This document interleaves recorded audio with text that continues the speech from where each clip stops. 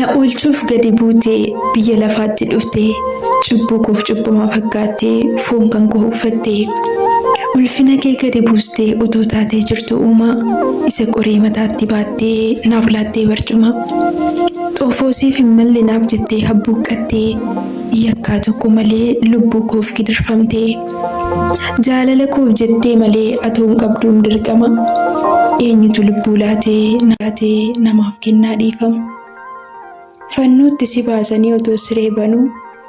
gaafa jettee dubbattee dhiisii fi abbaa waan godhanuun beekanu mucucoon qabdu ofii mucucoo na oolchitee